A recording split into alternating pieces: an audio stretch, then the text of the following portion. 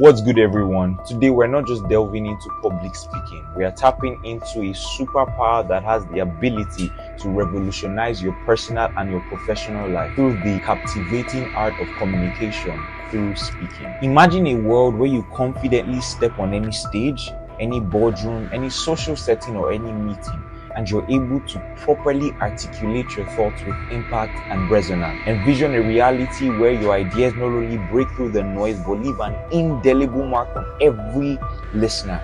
That's the magic of public speaking.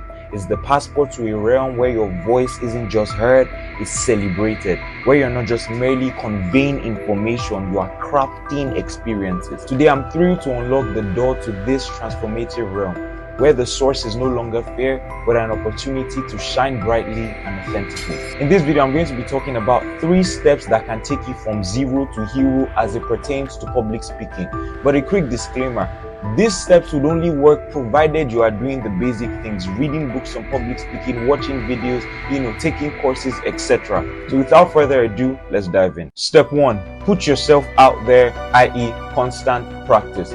When I was thinking of how to create this video, and many a times when people ask me, how am I a good public speaker, or how did I get better at my craft, I find it difficult to think of a particular thing that I did. Only after thinking hard, I eventually came up with something, and it was that I have always been on stage for as long as I can remember. And I mean, even when I was a child, I have always been the guy on stage. Whether I was called to act a play, to take a spoken word, to do a narration, whatever it is, I was out there more often than not. And I realized that this played a huge mark in getting proficient at my craft and getting proficient at my skill. But I'm quite aware that not a lot of people have this opportunity to always be on stage and to always have this amount of practice. But I genuinely believe that these things can be crafted. I believe you can sit down and create these opportunities by yourself. How exactly can you do that? Well, whenever a speaker is sought for, make sure that you're volunteering. There's a group presentation for your course, make sure that you volunteer to do that. There are questions asked in class, make sure you raise your hand. The whole idea basically is that you intentionally create the opportunities for more speaking engagements by yourself. It may not be the formal kind, you may not always have to go for a debate or whatever the case may be, but for the little bit, make sure you're volunteering and each time trying to improve on your craft. Because at the end of the day, if you don't practice, you can't master. But don't take my word for it. Let's do a bit of scientific research. Research shows that deliberate practice in anything is the roadmap to getting skillful at that particular thing, and that includes public speaking. According to Anders Ericsson, a renowned psychologist known for his work on expertise, deliberate practice involves consistently pushing oneself outside of their comfort zone and actively seeking improvement through feedback and repetition. And these 2 key terms are extremely important because the idea is not just to always put yourself out there, it's to have feedback from people, whether that be mentors, your friends, on the places that you did good, the ways that you can improve, and then repetition, i.e. consistently doing that particular thing. And studies have demonstrated that individuals who engage in regular practice sessions, whether through speaking engagement, debates, or group presentations, experience significant improvements in their public speaking abilities over time. This point and the other 2 points that I'm going to state out in this video might be one of the most basic things you have heard in your life. That's the reason I'm going as far as giving research studies and case studies to show to you that these things actually work. So let's take a case study of someone who deliberately practiced and worked on their craft as it pertains to public speaking and became a beast at it. It's one of my favorite authors, which is Dale Carnegie. I hope I pronounced that right, but he's the author of the famous book How to Win Friends and Influence People. He struggled a lot with speaking to people in a personal and professional setting, public speaking and interpersonal communication, and he realized that public speaking is one of the tools needed for success. So he totally immersed himself with deliberately practicing so he can become better. In 1912, Carnegie enrolled in a public speaking course at YMCA, that's Young Men's Christians Association, and he totally immersed himself with speaking publicly and he got better at his craft. So much so that a couple years down the line, he created a course, the Dale Carnegie Foundation, something along those lines, and he taught people how to speak publicly, taught people how to hone in on their craft, on interpersonal communications and speaking to people in public. All of this was birthed as a result of deliberate and constant practice. Remember, feedback and repetition. Remember what I said at the start of the video about creating and crafting your own experiences if you do not have the opportunity to always present on stage? Or let's head over to step 2, and it is film yourself regularly.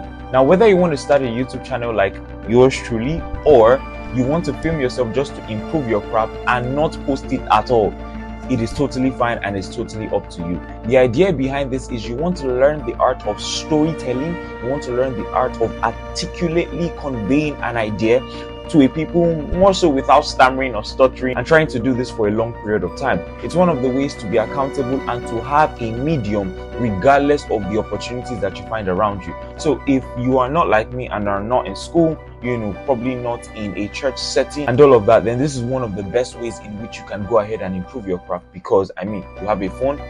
You don't need to post it, so it does not need to be clear. You just want to see if you can properly convey an idea, and then you can always go through the videos and track your progress. That's even one of the main ideas. I can't bring myself to going back to my first YouTube channel to watching the video there. I would cringe my eyes out and cringe my ears out because I did not like how I spoke and all of that, right? The idea is that I have seen drastic improvements between that time and now, and it's because I have a system in which I can track the way I used to speak, the manner in which I used to articulate my thoughts, and I can know what exactly to improve on. If you've gotten this far in the video, I think you're an OG, and I think you can hit the subscribe button if you're not already subscribed, and like this video. Is there scientific research to back up this claim of picking out your phone and recording yourself as if you were talking to someone? It really doesn't make sense, right? But let's look at a study published in the Journal of Education for Business. It says self-video recording allows speakers to evaluate their delivery, their body language, vocal tone, and overall presentation style objectively.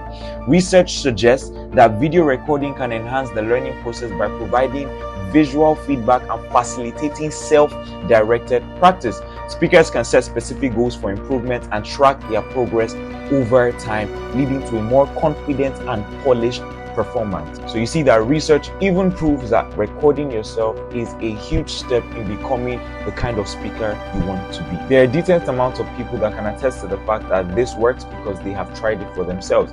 Let's take a look at the TED speakers that we have today. Most of them attribute their success to recording their speeches before and then reviewing them just before they come on stage to present their speech. In fact, one of the most renowned authors and researchers, Brené Brown, who had one of our famous TED Talks on vulnerability, I think you should check that out, by the way, attributed her success to recording her speech multiple times before she ever presented it on stage, and that it helped her to be more authentic with the delivery. It may seem a bit weird at first. I remember when I made my first video, I was cutting, I was stopping a lot of the time. I was shy, and sometimes it gets difficult if people are not around you, right? But it's something that you need to take. It's a step and a leap that you need to take in order to improve your speaking journey. So we head over to the final step for this video, and it is always live in character mode. Of course, there are different types of speakers, but I think this refers to the more formal ones like anchors. The thing is, my accent got better because I always try to live in character mode. I always try to speak this accent on and off stage. Of course, I've had people say, "Oh, why are you talking like that?" Or, as we say in Nigeria, "Why you dey form?" or "Who you dey form for?" And the thing that kept me going was the goal that I had. I've known for the longest of times that I wanted to be a public speaker. So the goal was for me to be distinct. It was for me to be different. I wanted to have an edge. So even when I was off stage, I still tried to maintain that, because it's very easy for you to switch when it's something that you do regularly. If you speak pidgin for half the time, and please, I speak pidgin, right? Mommy, I'm sorry. The idea is if you act way differently more times than not, then it means that when you want to switch, sometimes it might be difficult. Are there people that can do this quite effortlessly? Yes. My point is, as much as possible, try to stay in character mode. Try to talk like you want to talk when you want to present. Try to inculcate that particular accent, not only when you're speaking. It improves the learning curve and improves the rate at which you can get better, because you've taken every single thing around you to be your training ground and not just the stage. One person that exemplifies living in character mode more times than not is the iconic civil rights leader Martin Luther King Jr. Throughout his public speaking engagements, Dr. King maintained a consistent and compelling speaking style characterized by rhythmic cadences, resonant delivery, and powerful rhetoric. Powerful stuff of always remaining in character mode to enable you become a better speaker. So don't forget the 3 powerful tips in improving your public speaking journey. Number 1, always put yourself out there. constant practice. That's the idea.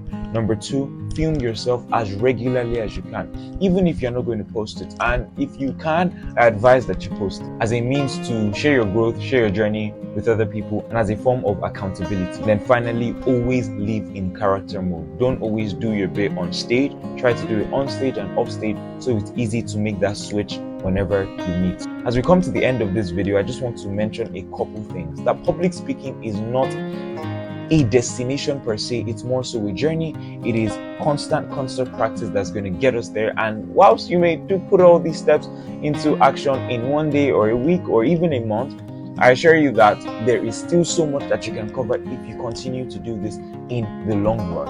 And also that taking these practical steps that I have given you in today's video is not just to help you become a better speaker, it's to make you become a better version of yourself, that you step into boardrooms and you command the authority of the people that you're speaking to, that you command the ears of the people that you're listening to, and you convey your thoughts accurate. And then finally, for our next video, we're going to be talking about goal setting, and I promise you it's not your usual kind. I think I've made a video or 2 videos on goal setting, but this one is, let's just say, it's very different from the things that you're probably used to. So with all of that said, make sure you turn on post notification, and if anything at all stood out to you in this video, please leave a comment down below. Someone could learn from what you said. I could even learn from what you said. I'll be leaving a link to my newsletter in the description, so please subscribe to that. I haven't done anything on that in a while, but I think I want to start getting consistent with that. So please hit the link, subscribe, turn on post notification, do everything, share the videos to your friends, and I will see you in the next video.